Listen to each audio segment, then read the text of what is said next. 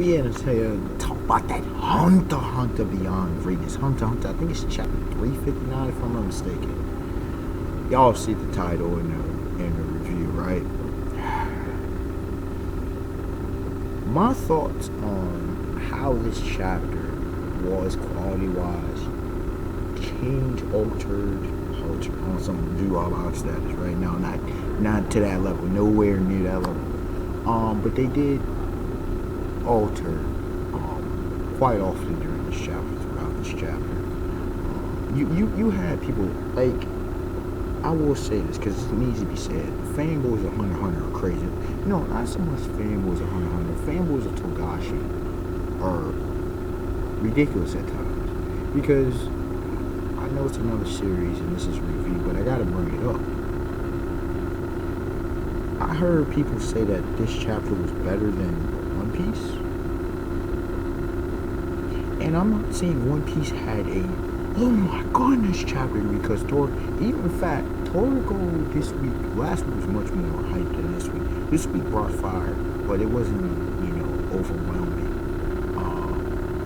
Bleach bring the best chapter. Bleach brought a good chapter. Bleach might have actually in fact brought the best chapter this week. I mean front for the people. But the thing is, One Piece was worse than Hunter x Hunter? How? What exactly happened in Hunter x Hunter that was so significant? We got the departure. Now I knew it would be better than the last chapter. It had to be better than the last chapter. For a little bit there, I was concerned because all he was doing was going through different sections. At first, I'm like, what are you doing, Togashi? Explain. And I'm sorry if you hear background noise with people being loud for no damn reason. Anyways, I'm like, Togashi, what are you doing? Then by the time we get to the Zodiac, the 12 Zodiacs, or at least most of them anyway, I'm like, okay, now I see where we're going here. We're going to each spot. We're going, getting a layout of it, which is nice and cool, but it's like, Maelstrom, I guess he was more explaining it in this chapter, like showcasing Ocean, because Maelstrom already, the Crime Hunter already kind of gave us the layout last chapter, if you were fine with all that book of material. A lot of people are like, oh, a novel. See, here's the thing. A novel, you come in expecting that. A novel has a lot of interesting things going on in prose. Manga doesn't work well with prose. You have illustrations for a reason. It's like with comics, okay? If you went into a Superman comic and all of a sudden, or when, better yet, a Batman comic, right? Or a Daredevil comic, and you go in there and Batman Bruce Wayne is going through his whole psychological analysis of the Joker, of Scarecrow, Two-Face, Harvey Dent, and whoever else. It's like, come on, bro, I didn't come to read this. And it's not being an action where it's like, dude, it slows down the pacing. It's tiresome. You ask, why is it relevant? Now, there are some chapters where it completely is relevant, and the internal thoughts, like in this chapter, like in, most of the chapters of the death match between Kuro, Lucifer, and Hisoka was vitally important. It helped us to understand. Okay? It went somewhere. If you're going to have that amount, it better be massively important. For example, Mitsutoshi, the mangaka of Toriko, he does this pretty much perfectly. When he does chapters, like he'll do 2.5 pages, and he'll go in, but it's vital information to understanding whether it be an organism, a character, an area, whatever, mind you.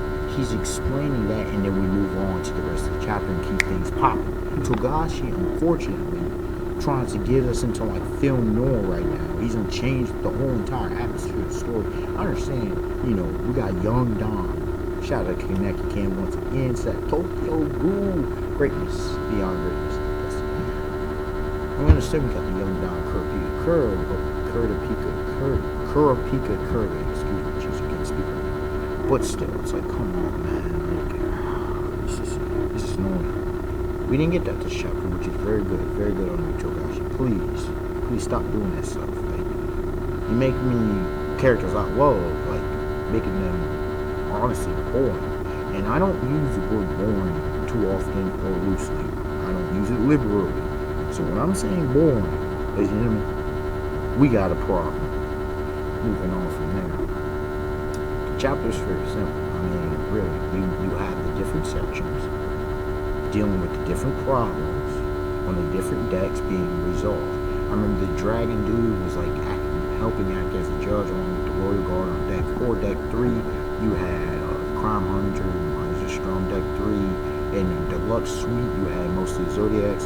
In deck 1, you had Beyond the Tarot with the monkey, the horse, and the tiger all guarding him. And they're each like, yo, we don't need this many folk, you know, so we need some resources, and blah, blah, blah. Miser Strong probably set it up because they don't trust anybody. It was just very wise in this case. Deck 2, I mean, we start to see more of the princes, which that was the best part. When we start getting that, then we're like, yes, Togashi, okay, we're doing something in this departure.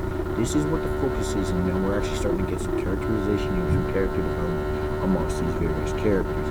We're starting to see more about the personalities, even just by their facial expressions and gestures. We're telling a lot about. And we see the king, see how he is, there's celebrities, and we see one of the chicks is Two-Face, and apparently all 14. The eldest one figured out, you know, Mr. Snapping lines next and stuff. Okay, Mr. Leo over here is recognizing how, you know, all of them are going to be involved. And he said, yeah, come on now, y'all. There's no way he's winning. Now, I mean, that was pretty much the death of him. But we got the fourth prince showing him, and I remember some friends of mine, we were talking in a hangout about when they land and stuff, but that's neither here nor there for this review. We get, you know, more clarification, which was very good on the waters, you know, apparently it's stormy season, the skies above are like hell, like we in the Dogma Gourmet world. Job talk once again, I keep saying, Ichiro, Yoshihiro Togashi, Mr. Toshi all talked, all framed, and yeah, because the new world in One Piece, Gourmet world, and Toriko, and the Dark Continent, and Hunter x Hunter are just too much. And I only think the most powerful are going to head to the Dark Continent after the land on the new continent. Things going to pop off whoever survives on this ship, right? And it's going to take, like, what they say, 3 days in the field, or 5 days or something along those lines, and then take, like, you know, like 2 more weeks or whatever to get to the Dark Continent, supposedly. You have, you know, the recognized waters, and you have the unknown waters, and you have the Dark Continent, and all that jazz. You know, and then we're talking about setting up gates and teleportation, bringing it all back into the situation, bringing Morel. No, Morel's gonna put him at work, guarantee you. It'd be interesting, and apparently, you know, Kurapika's the only one who knows amongst the 14th Queen's, you know, group of guards about the succession. And he's proposing that Parasite, I don't know about that, I think Parasite knows, but these guys who were selected for Parasite have no idea, and they were like, yo, why are you dispelling about men? Like, are you serious? Dude, that's just stupid. Like, we're not trying to get caught up in with the board of guards and like. So apparently he's not even top tier on the dudes, but I think Kirby is wrong. I think Parasite knows. Definitely, please.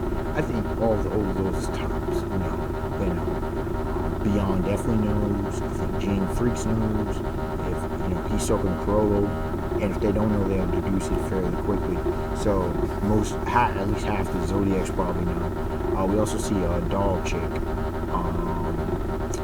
know, in the hospital or whatever. That's going to be very interesting. I think that's actually going to play a vital role in about the middle of the arc right now, with medical supplies and stuff. Because I mean, Togashi don't just put something in there like that for it not to play relevant, right? Let's see. What other fact? I mean, chapter really didn't have all that much content to it. I mean, it's Hunter x Hunter, and sometimes it be like that.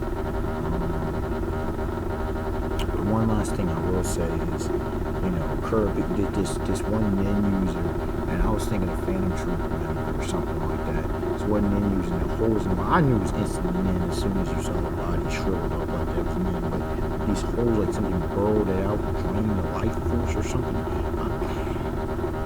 I mean, it's men. It's men. And apparently there are, I guess, other users with similar men abilities from what's been, you know, we've seen this before, but like it's being more pushed. So this is very intriguing because Nin was supposed to be kind of sort of specialized. Maybe it is we saw more special cases. Oh, and also Melody, that one chick who's Two-Face, the whole ugly. If you notice, it seems each of these princes have a certain specific thing with their guards and the selection, and it seems that one, all the cards are ugly, if you will. So and Melody with the bald head. So I thought at first it was because they were all in black suits, the guards and the queen of the youngest prince. I thought they were like Kurapika's, mafia. I thought that's what his goons, if you will, his soldados, his soldiers. But no, they were just just protecting the queen. So and the young prince, of course. That's very interesting.